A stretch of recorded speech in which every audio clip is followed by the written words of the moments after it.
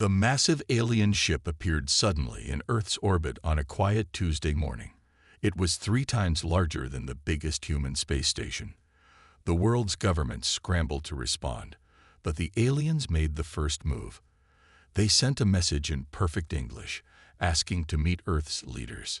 Lieutenant Kate Rogers stood at attention beside Ambassador John Miller as the first alien delegation walked down the ramp of their shuttle. Kate's hand rested near her sidearm out of habit, though she had been ordered not to appear threatening. The aliens moved with a strange grace. They had 4 arms and skin that shifted colors slightly as they moved. "Welcome to Earth," Ambassador Miller said, stepping forward with an extended hand. The lead alien bowed instead. "We are the Galactic Concord. I am Speaker Zell. We have watched your world for some time. Your rapid advancement from primitive technology to space travel in merely 3 centuries is remarkable." Over the next few days, humans learned that the Concorde included 17 different alien species who had been traveling the stars for thousands of years. They offered technological exchange and invited Earth to join their peaceful coalition. Kate was assigned as security detail for the human diplomatic team. During a tour of the alien mothership, she noticed something odd. Despite its massive size and advanced technology, the ship had almost no defensive systems. "Where are your weapons?" she asked an alien engineer named Frall. Frall's skin turned a pale blue. "Weapons? We have emergency systems for space debris, of course."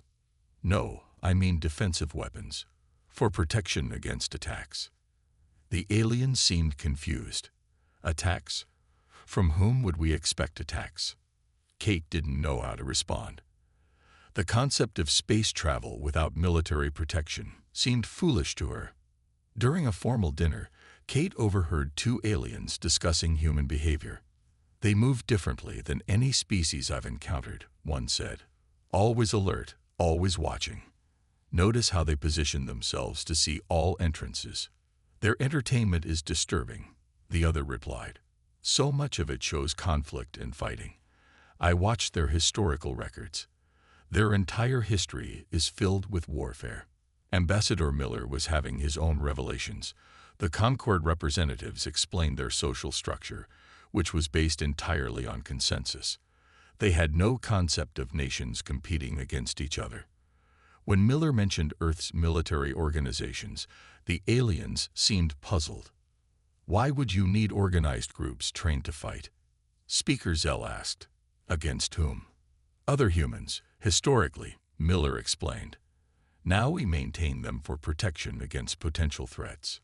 "Fascinating," Zell replied, but his color shifted to a deep purple that the humans couldn't interpret. Dr. Bill Mason, the expedition's xenobiologist, made an interesting discovery when studying the aliens' medical data.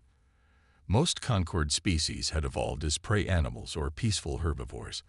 None showed the predatory characteristics that humans had. A month after first contact, the Concorde officially invited Earth to join their coalition. They offered technological advancements that would solve Earth's energy crisis and environmental problems. In return, they asked only for cultural exchange and peaceful cooperation. The United Nations voted to accept the offer. Earth would join the stars. As the human delegation prepared to return to the alien mothership with their answer, Kate noticed several Concorde officials studying footage of human military training exercises. Their colors had shifted to a deep red she hadn't seen before. "Is something wrong?" she asked. "Not wrong," one alien replied. "Just unexpected. Your species has a unique history. We are eager to learn more." Kate nodded politely, but something in the alien's tone made her uneasy. As humanity prepared to join the galactic community, no one yet realized that they were fundamentally different from every other spacefaring race the Concorde had ever encountered. 6 months after first contact, humans began to spread throughout the Concorde's territory. Dr. Alan Murphy led the first human research team on Telex, a major Concorde hub world. His job was to study alien cultures and help smooth relations between humans and the various species. Alan sat in a garden with Rila, a four-armed historian from the Phyrex species. They watched a group of human children playing a game of tag, while alien children observed with confusion. "I don't understand the purpose," Rilla said. "They chase each other, but no one wins anything." Ellen smiled. "It's about fun, but also about developing speed and awareness. Many human games have roots in hunting or combat skills." Rilla's skin rippled with purple dots, which Alan had learned meant deep thought. Most Concord children play building games or pattern recognition. The idea of chasing is uncomfortable to many species. On the other side of the garden, a human boy fell and scraped his knee. He cried briefly, then got up and continued playing. Ellen noticed the alien children seemed shocked by this behavior. "Your young recover quickly from pain," Rilla noted. "Ours would seek comfort for much longer." "Humans adapt to discomfort," Alan explained. "It's part of our nature." Meanwhile, Admiral Paul Davis toured a Concord defense station near the edge of their territory. He was increasingly concerned by what he saw, or rather, what he didn't see.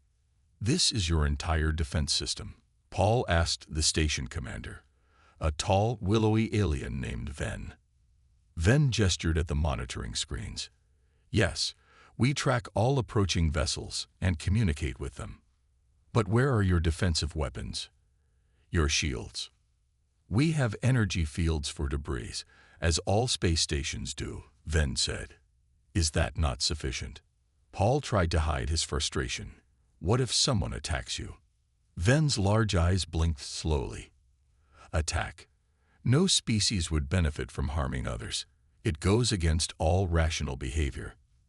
That evening, Paul sent an encrypted message to Earth Command. "Concord defenses virtually non-existent. Recommend caution in technology sharing until we understand full situation." Back on Earth, a delegation of Concord officials visited a human history museum. They stopped at an exhibit about World War II, their translator devices working overtime as they read about the massive conflict. "Your species fought itself on this scale?" asked Zell, the head diplomat. "Over territory and resources?" "Yes," replied the museum guide, "though also over ideologies and freedoms." "And this happened only 200 years ago?" another alien asked, skin pulsing with yellow streaks of distress. "Yes, we've had periods of peace since then, but smaller conflicts continue." The aliens moved to the next exhibit in silence. In orbit above Earth, Kate Rogers now served as a liaison officer on a joint human-alien space station. She was showing a group of Concord engineers a human training exercise when alarms suddenly blared. "What's happening?" asked one of the aliens, his skin turning pale. "Just a drill," Kate explained as humans rushed to positions. "We practice emergency responses regularly." But everyone knew exactly where to go, what to do, another alien observed. "Such coordination for crisis situations." "That's the point," Kate said. "When real danger comes, you don't have time to think." The alien tilted his head. "In my species' history, when danger came, we hid or fled. We never organized to face it." That night, after the aliens left, Kate received a message from Dr. Murphy. "Discovered something interesting about Concord evolution. All 17 species evolved as prey animals or peaceful gatherers. None have predator ancestry.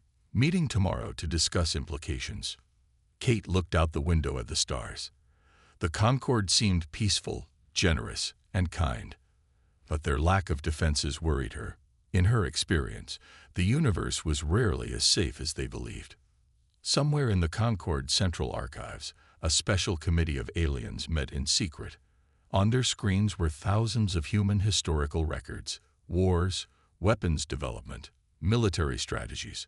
One alien turned to the others, skin dark with concern. "They are unlike any species we have ever encountered," he said. "And they are spreading throughout our territory faster than anticipated." 3 years had passed since humanity joined the Galactic Concord. Humans had spread throughout Concord space, establishing mining colonies and research stations. One such colony was New Horizon, a mining operation on the edge of Concord territory. Major Samantha Wright commanded the small security team there, a position the Concord representatives had initially questioned the need for. It was early morning when the alarm sounded. Samantha rushed to the command center, still pulling on her uniform jacket. "Report," she ordered. "6 unknown ships approaching from the outer system," replied Eric, her communications officer. "They aren't responding to hails. Alert the miners to get to the shelters. Power up our defense systems." The Concord advisor, a tall blue alien named Jix, appeared at her side. "Perhaps they are simply curious explorers who don't understand our signals." Samantha pointed to the screen. "Explorers don't approach in attack formation." The alien's skin paled. "Attack formation? How can you tell?" Before she could answer, the approaching ships opened fire. The colony's shields flared under the bombardment. "Get me a channel to Earth Command," Samantha ordered, "and prepare the defense drones." The next hours passed in a blur of activity. The attackers, who identified themselves only as Vrek, demanded the colony's immediate surrender. Instead, Samantha organized a defense that surprised them with its effectiveness. The small human security force used tactics the Vrek clearly didn't expect, drawing them into traps and using the mining equipment in creative ways to fend off the attack. When Earth reinforcements finally arrived, the Vrek retreated, leaving 2 of their ships damaged behind. In the aftermath, a high-level Concord delegation arrived. Council Elder Tixna, one of the oldest and most respected members of the Concord leadership, requested a private meeting with Samantha and Frank Nelson, the Earth security chief who had arrived with the reinforcements. "You handled the situation remarkably," Elder Tixna said. His skin shifted through patterns that the translation software couldn't quite interpret. "Thank you," Samantha replied cautiously. "But who are the Vrek?" The Concord never mentioned them in any briefings. The Elder's eyes lowered. "The Vrek have been known to us for many centuries." "Known to you?" Frank asked sharply. "Then why weren't we informed about a potential threat?" "We do not consider them a threat," the Elder said. "We have an arrangement." "What kind of arrangement?" Samantha asked. "They request resources occasionally. We provide them. They leave our worlds alone." Frank stared in disbelief. "You pay them tribute. You're being extorted." "It is simpler to give a small portion than to risk conflict," the Elder explained. "This has been our way for 900 years. But now they attacked a human colony," Samantha pointed out. "Yes," the Elder admitted. "They may not have realized humans would respond, as you did. No Concord species would have fought back." Frank stood up, his face flushed with anger. "So you've just been letting these Vrek bully you for centuries. And you didn't warn us." "We did not expect you would need warning," the Elder said. "The logical response is to negotiate and provide what they ask for." Later that evening, Frank and Samantha met with Kate Rogers, who had arrived with the Earth delegation. "The Concord has been hiding this from us," Frank said. "Who knows what else they haven't told us?" "They don't see it as hiding," Kate replied. "To them, the Vrek aren't a threat, just a fact of life. Like paying taxes." "Well, humans don't pay taxes to bullies," Samantha said. "We need to organize a proper defense for all outer colonies, human and Concord alike." "The Concord won't like that," Kate warned. "Maybe not," Frank said, "but they might thank us later. I've requested a joint meeting to propose a military operation against the Vrek." "A military operation?" Kate asked. "The Concord doesn't have a military." Frank smiled grimly. "They do now. They have us." In the 2 months following the attack on New Horizon, the Vrek hit 3 more colonies. Each time, human defenders fought back, while Concord officials watched in a mixture of horror and fascination. Captain Lisa Martinez was assigned to lead a special joint task force to address the growing Vrek problem.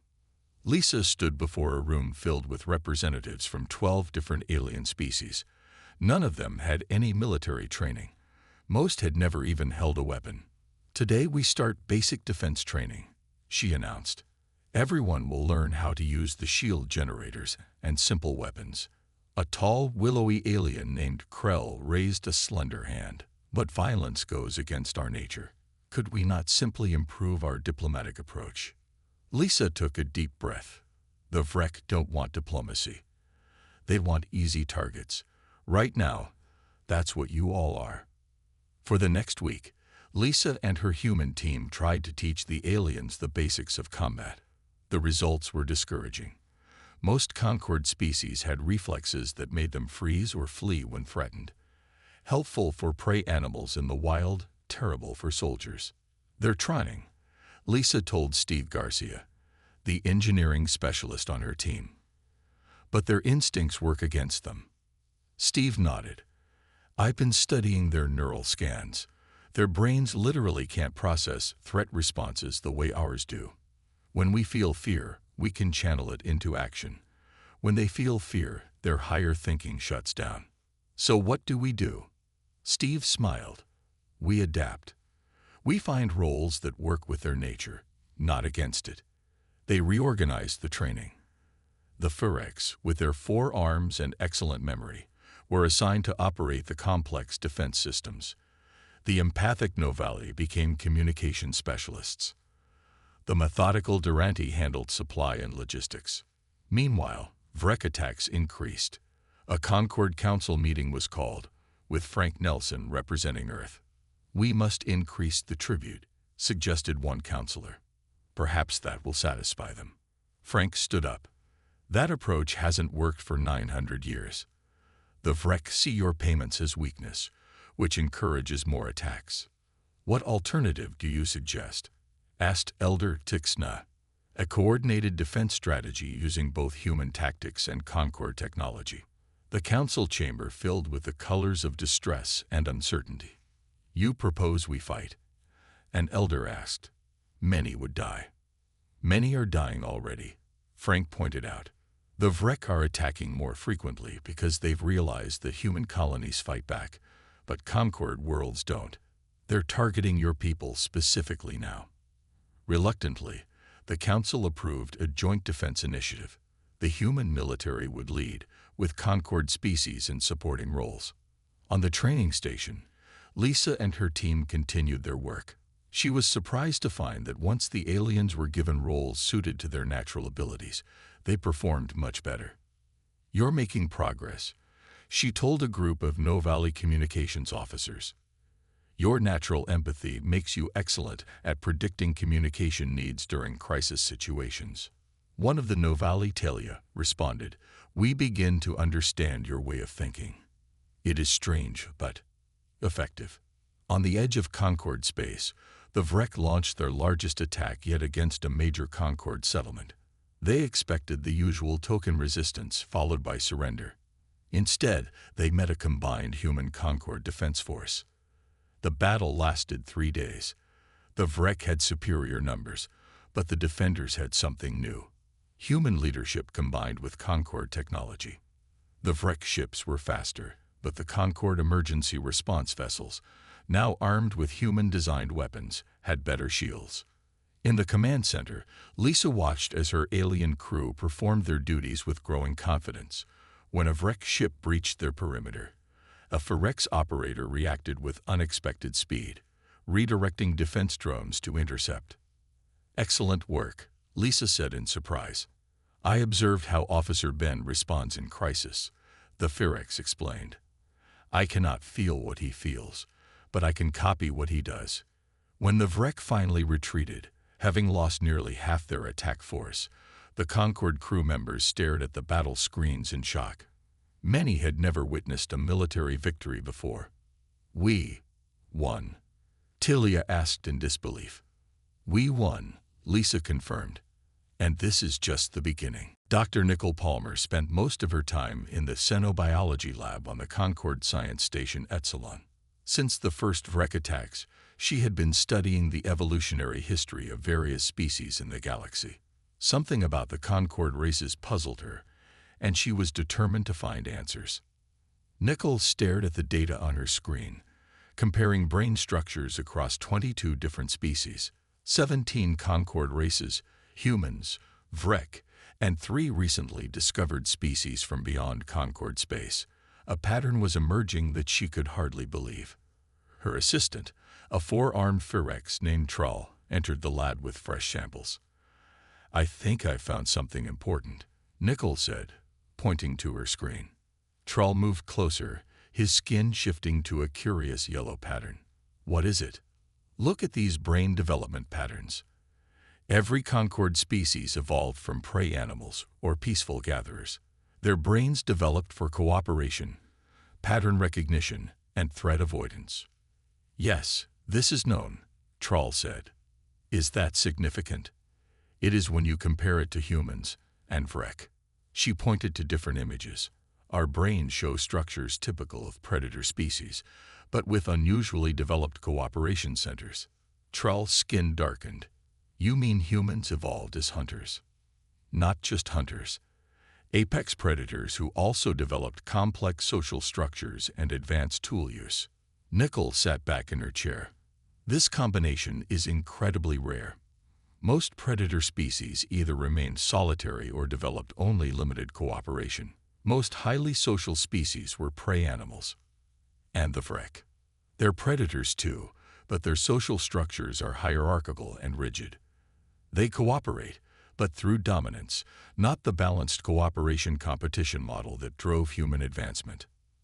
Nickel compiled her findings into a report and sent it to both Earth Command and the Concord High Council. She didn't expect the reaction that followed. Within days, she was summoned to an emergency council meeting. The circular chamber was filled with council members whose skin displayed patterns Nickel had never seen before. Elder Tixna addressed her directly. "Dr. Palmer, your findings have caused considerable concern among council members." "I don't understand," Nickel replied. "It's just evolutionary biology." Another council member spoke up. "If what you say is true, humans are fundamentally different from every spacefaring race we have ever encountered. You evolved as killers." Nickel felt her face flush with anger. "That's a gross oversimplification. Yes, we evolved as predators, but also as protectors and creators. Our history includes warfare, but also art, philosophy, and scientific advancement." The council chamber filled with rippling colors as the aliens communicated in their own way. Elder Tixna finally spoke. "Some council members believe humans may represent a long-term threat to the Concord. They suggest we should reconsider our alliance." Before Nickel could respond, alarms blared throughout the station. A communications officer rushed into the chamber. "The Vrek have launched a major offensive. They've bypassed our outer defenses and are attacking Proxima Station." Proxima Station was a major habitat with over 100,000 Concord citizens and a few hundred humans. It was also home to several Concord nursery ships, where young were raised. The council erupted in panic. Colors flashed wildly as members spoke over each other. Nickel watched in amazement as these advanced beings who had achieved interstellar travel reverted to their evolutionary programming. "Freeze, flee, hide." A human voice cut through the chaos. Admiral Paul Davis had entered the chamber. "We've already dispatched the Earth Defense Fleet," he announced, "and Colonel Greg Taylor is organizing the defense at Proxima Station. But we need your authorization to deploy the joint forces we've been training." The council hesitated, their colors showing conflict and fear. Nickel stepped forward. "You're afraid of humans because we evolved as predators. But right now, that's exactly what you need. Predators don't just hunt. They defend their territory and protect their packs. Let us help you." Elder Tixna's skin slowly settled into a calm blue pattern. "The human speaks truth. We have feared what they are, when we should have valued it." He turned to Admiral Davis. "You have our authorization. Defend Proxima Station."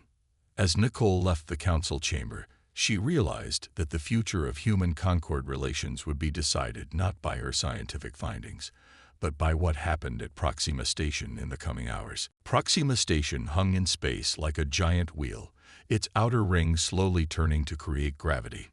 Now it was surrounded by Vrek warships, 30 of them against the station's limited defenses and the handful of human ships that had arrived to help. Colonel Greg Taylor stood in the command center studying the tactical display. Around him, human officers worked alongside Concorde operators who had been through Lisa's training program. "They're splitting their forces," Greg observed. 3 groups. "Why would they do that?" asked Mila, a Novali communications specialist. "Would it not be more effective to concentrate their attack?" "They're trying to find our weakness," Greg explained. "But we can use that against them." He issued orders quickly, assigning defense priorities. The human ships would engage the largest Vrek force directly. The station's newly installed defense systems, operated by Ferex crews, would target the second group. For the third group, Greg had something special planned. The battle began with a massive Vrek assault. Their ships fired energy weapons that tore through the outer layers of the station's shields. Alarms blared as sections lost power. "Evacuate the outer ring," Greg ordered. "Move all civilians to the central hub." Durante crew members coordinated the evacuation with calm efficiency. They had practiced this drill dozens of times, though never under actual fire. Despite their natural instinct to flee, they followed their training. The human ships engaged the first Vrek group in a fierce firefight. Though outnumbered, the Earth vessels used tactics the Vrek had never seen before: feints, coordinated strikes, and unpredictable maneuvers. The second Vrek group pressed their attack on the station's upper quadrant. They expected the defenses to weaken as they had in previous attacks on Concorde facilities. Instead, the defense systems adjusted, concentrating shield power and returning fire with increasing accuracy. "The defense systems are learning," Mila said in surprise. "They're adapting to Vrek attack patterns." "That's the AI we installed," Greg explained. "It analyzes their tactics and predicts their next moves." Then disaster struck. A Vrek ship broke through the defenses and headed straight for the nursery ship docked at the station. The nursery contained thousands of Concorde young from 6 different species. Lieutenant Dan Harris was piloting a small defense craft nearby. Without waiting for orders, he positioned his ship between the Vrek vessel and the nursery. "Lieutenant Harris, what are you doing?" Greg demanded over the comm. "They're targeting the nursery, sir," Dan replied. "My shields are at full. I can hold them off until evacuation is complete." The Vrek ship fired. Dan's small vessel took the full blast, its shields failing immediately. Yet he maintained position, returning fire with his limited weapons. "Get out of there," Greg ordered. "Negative, sir. Nursery evacuation needs 2 more minutes." In the command center, the Concorde crew watched in stunned silence. The concept of self-sacrifice was rare in their cultures. They understood cooperation, but not this level of personal risk for others. The Vrek fired again.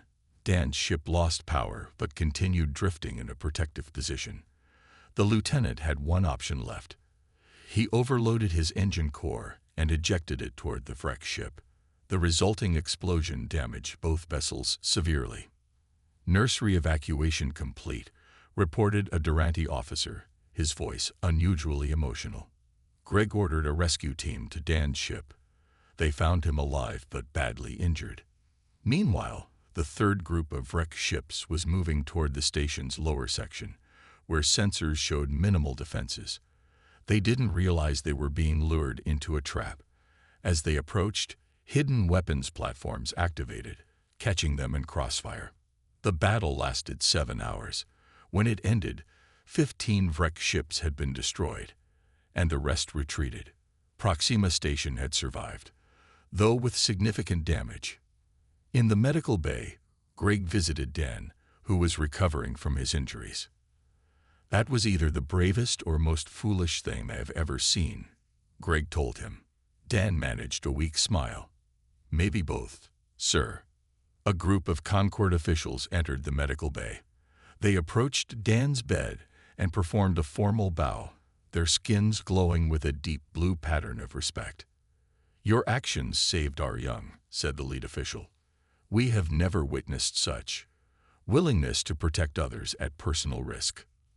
Greg looked around the medical bay. It was filled with injured humans and Concorde crew members who had fought side by side. Something had changed today. The Concorde had seen not just humanity's capacity for violence, but also their drive to protect. 3 weeks after the Battle of Proxima Station, representatives from all Concorde species gathered on Earth. For the first time in 900 years, the Concorde was committed to fighting back against the Vrek. General Laura Collins presented her plan to the assembled leaders. "Defense alone won't stop the Vrek," she explained, pointing to a star map. "They'll keep coming back with larger forces. We need to take the fight to them." Elder Tixna nodded slowly. "The idea of offensive action is uncomfortable for many of us, but we recognize its necessity." Laura outlined her strategy. A joint fleet would push into Vrek territory, targeting their supply lines and command centers rather than civilian areas. The goal was not to destroy the Vrek, but to push them back far enough to establish a defensible border. "Each of your species has unique abilities," Laura told the Concorde representatives. "We'll build our strategy around those strengths." The Ferex became pilots and weapons operators, their 4 arms and quick reflexes making them naturals at controlling complex systems. The empathic Novelli served as communication specialists, able to sense subtle cues in transmissions that even computers missed. The methodical Durante handled logistics, ensuring supplies reached the front lines efficiently. As preparations continued, engineer Ben Harris, Dan's brother, worked in a lab deep inside an Earth facility. He combined Concorde energy technology with human weapon designs to create something new. "The Vrek ships have better speed, but their shields are weaker on the engine sections," he explained to his team. "These targeted pulse weapons will exploit that weakness."